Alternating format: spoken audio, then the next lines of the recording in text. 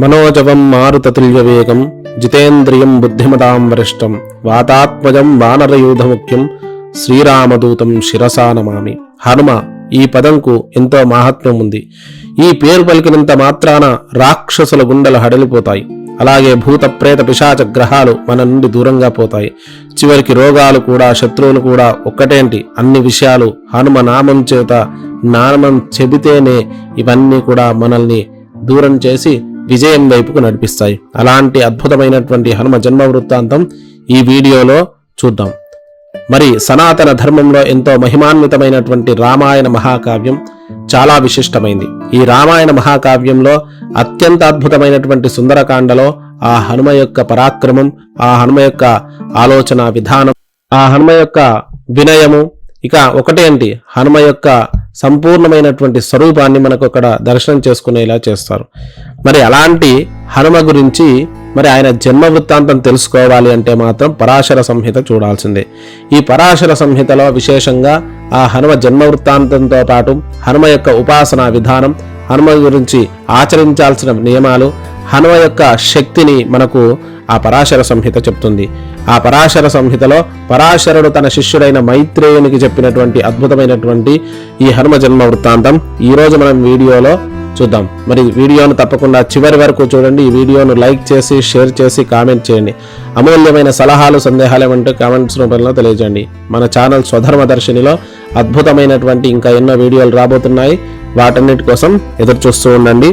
మరి ఈ హనుమ జన్మ వృత్తాంతం గురించి మనం చూసే ముందు మొట్టమొదట దానికి పురాణ సంబంధమైన కొన్ని విషయాలు మనం విశ్లేషిద్దాం. పూర్వం విశ్వకర్మ అనే దేవతల శిల్పి ఉండేవాడు. మనందరికీ తెలుసు విశ్వకర్మ అంటే లంకా నగరాన్ని, ద్వారకా నగరాన్ని, ఇంద్రుడి యొక్క సభను, మయ సభను, ఇలా ఒకటేంటి పురాణాలలో ప్రతి చోట విశ్వకర్మ అనే పదం మనకు వినిపిస్తుంది. అలాంటి విశ్వకర్మ గురించి మనకు తెలిసిందే. అతని భార్య కుమార్తె గురించి కూడా మనకు తెలుసు. మరి కుమార్తె అయిన ఛాయాదేవిని సాక్షాత్తు ప్రత్యక్ష భగవానుడైనటువంటి సూర్యనారాయణ ప్రభువుకు ఇచ్చి వివాహం చేస్తాడు. ఇది పురాణంలో ఉన్నటువంటి విషయమే. మరి ఆ వివాహానంతరము ఎప్పుడైతే సూర్యుడు భానుమండలంలో ఉంటాడు కాబట్టి ఆయన నిరంతరము తన శక్తిని వెదజల్లుతూ ఉంటాడు. ఆ తేజస్సును తట్టుకోలేకపోయింది ఆయన భార్య అయినటువంటి ఛాయాదేవి. ఎప్పుడైతే ఛాయాదేవి ఆ భర్త శక్తిని తేజస్సును తట్టుకోలేకపోతుందో అప్పుడు తన తల్లి వద్దకు వచ్చి ఈ విషయాన్ని చెప్తుంది. ఆ చెప్పగానే తల్లి ఆ మాట విని మరి దీనికి తరుణోపాయం ఆలోచించాలి అని ఆలోచిస్తుంది. ఆ కిరణాల శక్తిని ఈ ఛాయాదేవి తట్టుకోలేకపోతుంది. అది చూసిన విశ్వకర్మ సూర్యనారాయణుడి యొక్క శక్తిని సానపడతాడు. అంటే ఇది ఏంటండి, పురాణాలన్నీ విచిత్రంగా రాస్తారు, మరి ఇవన్నీ జరుగుతాయా అంటే తప్పకుండా వీటికి ఏదో ఒక ఆధారము, ఏదో ఒక సైన్స్ అనే ఒక మీ ఆలోచన ఉంది కదా, అలాంటి రీజన్ కూడా తప్పకుండా ఉంటుంది. ఎందుకు చెప్పాలా, సూర్యుడి యొక్క శక్తిని మనం తగ్గించుకోవడానికి మనకు భూమి మీద అనేక మార్గాలు ఉన్నాయి. చెట్టు నీడను వెతుక్కుంటాం, అలాగే ఒక ఇల్లు కట్టుకుంటాం, అలాగే అక్కడ మనకు ఛాయ అంటే నీడ మనందరికీ తెలిసిందే.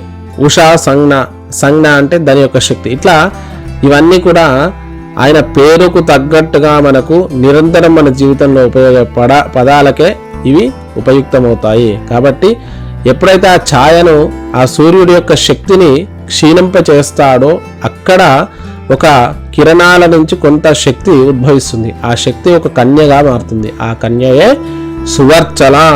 ఆమె వర్చస్సు ఎంత అందంగా ఉంది అంటే అతిలోక సౌందర్యంతో మరి సూర్యనారాయణుడు ప్రత్యక్ష భగవానుడు, ఆయన సహస్ర కిరణాలతో నిరంతరము శక్తివంతంగా ఉండే ఆయనలోంచి వచ్చినటువంటి శక్తే సువర్చల. కాబట్టి ఆమెను బ్రహ్మాండంలో ఎవరు భరించలేదు. కాబట్టి అలాంటి సౌందర్యవతి అయిన స్త్రీని, అట్లాంటి శక్తివంతమైనటువంటి కన్యను చూసి ఈ దేవతలంతా కూడా నమస్కరించి బ్రహ్మ దగ్గరికి వెళ్ళారట.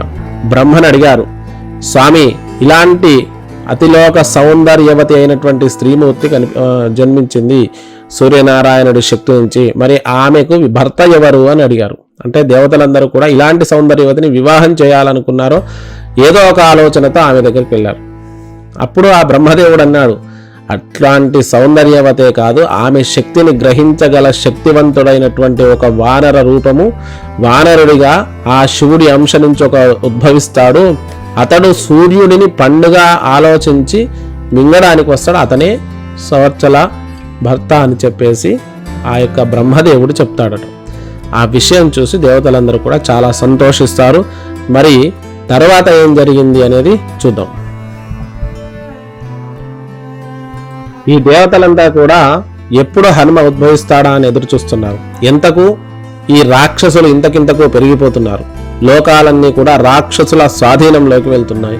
అలాంటి సందర్భంలో దేవతలు ఋషులు అందరూ కూడా కలిసి బ్రహ్మదేవుడి దగ్గరికి వెళ్ళారు.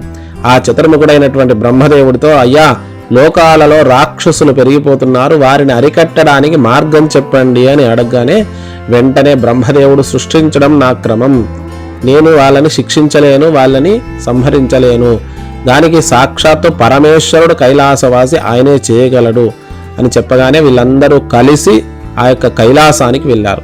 కైలాసంలో పరమశివుడు అద్భుతంగా పార్వతీదేవితోటి సంతోషంగా అక్కడ ఉన్నాడట. వీళ్ళందరూ వెళ్ళగానే అప్పుడు వీళ్ళు అడిగిన కోరిక వినేసి ఆయన అన్నాడు, ఆ యొక్క శ్రీ మహావిష్ణువు స్థితికారకుడు ఆయన వద్దకు వెళ్దాం, ఆయన బదరికాశ్రమంలో నరనారాయణుల రూపంలో తపస్సు చేస్తున్నాడు అని బదరికాశ్రమానికి వచ్చేసి అక్కడ ఉన్న నరనారాయణులను చూసి ఈ విధంగా ఈ సమస్యకు పరిష్కారం చెప్పమని అడగగానే వెంటనే ఆ నారాయణుడు, నాయన నేను ఇక్కడ ఒక శక్తివంతమైనటువంటి తేజస్సును తయారు చేసి ఇస్తాను, ఆ తేజస్సును శివుడికి ఇస్తాను, శివుడు ధరించినంత మాత్రాన ఆ తేజస్సు శక్తివంతమవుతుంది, ఆ శక్తిలోంచి ఉద్భవించిన వాడే లోకరక్షకుడవుతాడు, ఆయనే హనుమంతుడు లేదంటే ఆంజనేయుడు అవుతాడు అని చెప్పేసి ఆ దేవతలందరి శక్తిని కూడా స్వీకరించి తను ఒక ముద్దలాగా మలిచి అది పరమేశ్వరుడికి ఇస్తాడు. ఆ పరమేశ్వరుడు దాన్ని స్వీకరించి ఉదరంలో దాన్ని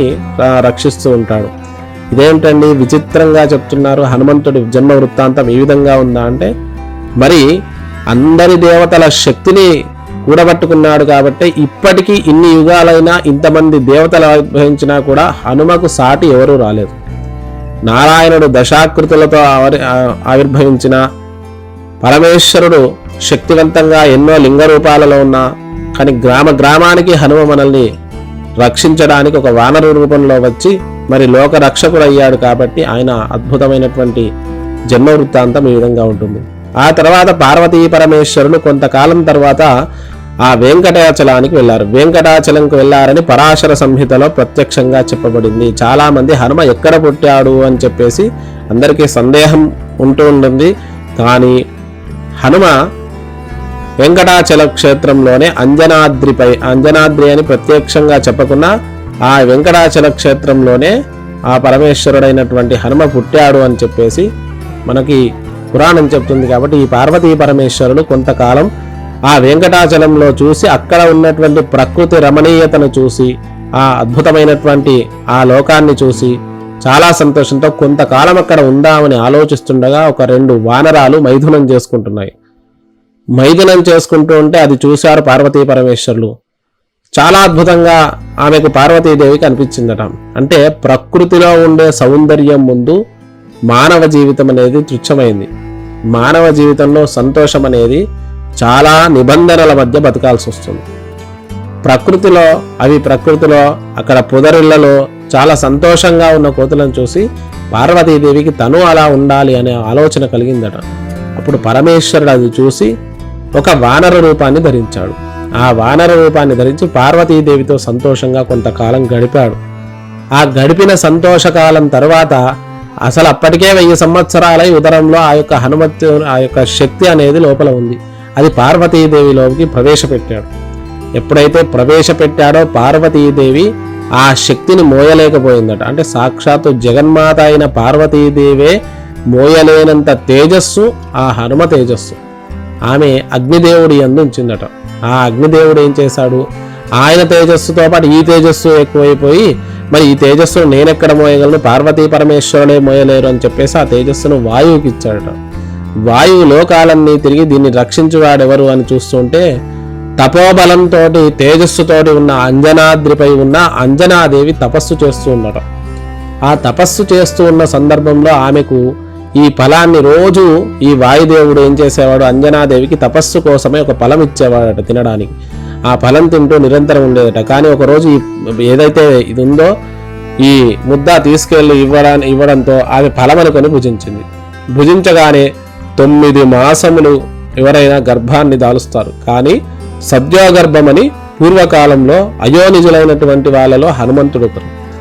అంటే స్వయంగా ప్రకటీకృతమైనటువంటి ప్రసవ వేదనలు అనుభవించి పుట్టేటువంటి తత్వం కాకుండా సద్యోగర్భంతో 9 సంవత్సరాల శిశువుగా పుట్టినట్టుగా కొన్ని కథనాలు చెప్తున్నాయి. మనకి ఇందులో కూడా పరాశర సంహితలో ఆయన ఎలా పుట్టాడు అనే దాంతో పాటు ఎందుకు అంత అద్భుతంగా పుట్టాడు అనేది కూడా చెప్తారు. అలా ఇక హనుమ ఎలా ఉన్నాడో చూద్దాం. మహాబలుడు, శక్తివంతుడు, సర్వదేవతలు తానే అయినవాడు, బ్రహ్మ విష్ణు శివస్వరూపుడు, వేదాంగములను చదివినవాడు, సకల శాస్త్ర కోవిదుడు, సృష్టి స్థితి లయకారకుడు, కుండలములను ధరించినవాడు, కౌపీన వస్త్రము పట్టు వస్త్రము ధరించినవాడు, అలాగే మేరు పర్వతము వంటి శరీరము కలవాడు, అలాంటి ఛాయ కలవాడు, కిరీటము భుజకీర్తులు కలవాడు, సమస్త శుభలక్షణములు కలవాడు, విష్ణువు వలె శివుని వలె బ్రహ్మ వలె కనిపించువాడు. ఆయన జన్మించిన సమయంలో పూల వర్షము కురిసిందట. అలాగే దేవదుందుబులు మోగాయట, దేవ గంధర్వులు నృత్యం చేశారట. మునులు మున్నగు వారు ప్రదక్షిణ క్రమంగా వారి దగ్గర ఉన్న అగ్నిహోత్రములు తిరిగాయట. రాక్షసుల కిరీటములందు రత్నాలు జారిపడిపోయాయట. అంజనేయుడు అంజనాదేవిని 4 రోజులలోనే పెద్దగా అయిపోయాడట ఆయన. అంటే ఇటువంటి విచిత్రమైనటువంటి జననం హనుమంతుడు. ఎక్కడ సుందరకాండలో రాముడి యొక్క పరాక్రమము కంటే హనుమ యొక్క అద్భుతమైనటువంటి చైతన్యమే మనకు కనిపిస్తుంది. రామాయణంలో రాముడు ఎంత గొప్పవాడో సుందరకాండలో హనుమ వైభవం అలా మనకు పెరుగుతుంది. కాబట్టి హనుమ దేవతాతత్వంతో ఆవిర్భవించినటువంటి దైవాంశ సంభూతుడే కాదు, దైవమే ఆయన ప్రత్యక్షంగా పుట్టాడు. ఇది మనకు పురాణాలు చెప్తున్న సత్యం. ఆయన ఏదో ఒక అవతారాన్ని కారణంతో పుట్టి ఆ అవతారాన్ని చాలించిన వాడు కాదు. ఆయన నిరంతరము కలియుగాంతం వరకు కూడా ఈ బ్రహ్మాండంలో ఉంటాడు. యుగ యుగాలు ఇక్కడ హనుమ ఉంటాడు అనేది సత్యం. కాబట్టి హనుమ స్మరణ చేసినంతనే సర్వ కార్యాలు సిద్ధిస్తాయి. ఇక్కడి నుంచి మనం కొన్ని ఆయన చేసిన లీలలు చూసి ఈ వీడియో ముగిద్దాం. అంజనాదేవిని ఆ ఆంజనేయుడు విధంగా అడిగాడు, బాగా ఆకలిగా ఉంది, నాకేదైనా పెట్టు అమ్మా అని అడగగానే, బాగా పండినటువంటి ఎరుపు రంగులో ఉన్న ఫలాన్ని నువ్వు తినునాయనా అని చెప్పి అంజనాదేవి చెప్తుంది. అంటే ఆ చెట్లల్లో అడవిలో పెరిగేవారు కాబట్టి ఆంజనేయుడు ఆ గుట్టలపైన వానరరాజు కుమారుడు కాబట్టి ఆ అడవిలో తిరుగుతూ ఉండగా ఆకాశంలో ఒక ఎర్రటి ఫలములోనే సూర్యమండలం కనిపించిందట. అది చూసి పండని భ్రమించాడు. మరి వెంటనే ఆయన ఆకాశంలోకి ఎగిరిపోయాడట. ఎక్కడ కూడా మనకు వానరాలు ఎగరడం చూడడం అరుదుగా ఉంటుంది. అలాగే ఏ జీవి కూడా ఉభయచరాలలో కొన్ని మాత్రమే ఎగురుతాయి. గరుత్మంతుడు మీకు అందరికీ తెలిసిందే. కానీ హనుమ ఎగిరి ఆకాశంలోకి వెళ్ళి సూర్యుడికి దగ్గరగా వెళ్ళి ఆయనను నోట్లో పెట్టుకుందామని ఆయన చేతితో పట్టుకున్నాడట. అది చూసి ఎవరో వచ్చి ఈ సూర్యమండలాన్ని ఆక్రమిస్తున్నారనే భయంతో ఆ ఇంద్రుడు వజ్రాయుధంతో కొట్టాడట. మరి అందరికీ తెలుసు, వజ్రాయుధంతో కొట్టగానే హనుమ పడిపోయాడు అని చెప్పేసి మనకు చాలా మంది కథలుగా చూపిస్తున్నారు. కానీ ఆయన వెంట్రుకతో ఆ యొక్క వజ్రాయుధాన్ని కొట్టేసాడు, అది ఎగిరిపోయింది. తర్వాత బ్రహ్మాస్త్రాన్ని వేస్తే అది కూడా ఎగిరిపోయింది. అంటే ఏ శక్తి ఆయన ముందు నిలబడలేదు. వరాలు ఇవ్వకముందు జరిగిందే ఇది.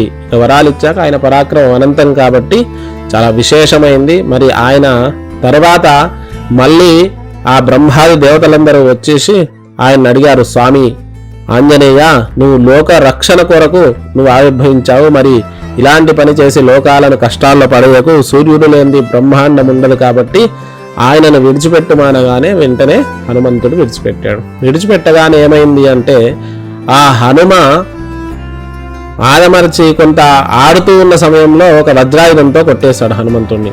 అది కొట్టగానే హనుమంతుడు మూర్ఛపోయి పడిపోయాడు. తర్వాత ఇక్కడ మనం చూసుకుంటే వాయువు స్తంభింపచేస్తాడు.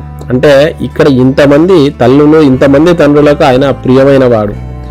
వాయువుకు, రుద్రుడికి, పార్వతీదేవికి, అందరి శరీరాల్లోంచి ఆయన పుట్టినవాడు కాబట్టి చాలా విశేషమైన వాడు కాబట్టి ఇక్కడ ఆయన స్పృహ తప్పి పడిపోగానే ఆ వాయువు స్తంభింపజేయగానే మరి అప్పుడు వచ్చేసి బ్రహ్మాది దేవతలందరూ కూడా వచ్చి తమ తమ శక్తులను తమ వరాలన్నింటినీ కూడా ఆయనకు ఇచ్చారట. అప్పుడు హనుమ లేచాడు. అప్పుడు హనుమ ఆవిర్భవించి ఆంజనేయుడి పేరు హనుమంతుడిగా మారింది. హనుమంతుడి జన్మ వృత్తాంతం. అలాగే ఆ సూర్యమండలంలో సూర్యుడికి ఉత్తరాద్రి ఉదయాద్రి అస్తాద్రి అందు కాళ్ళు పెట్టి సూర్యుడి దగ్గర విద్యాభ్యాసం చేశాడు. నవ వ్యాకరణాలు అభ్యసించాడు. అలాగే అద్భుతమైనటువంటి వేదాంగాలు అభ్యసించి తర్వాత ఆ సూర్యుడు ఈయన వేదాంగ విద్వత్తును చూసి ఆయన కుమార్తెను సువర్చలను ఆయనకిచ్చాడు. ఇది పరాశర సంహితలో హనుమ జన్మ వృత్తాంత సంబంధమైనటువంటి విషయాలు. ఇది చాలా అద్భుతమైన కథ. తప్పకుండా అందరూ విని చివరి వరకు చూడండి. ఈ వీడియోను తప్పకుండా లైక్ చేయండి.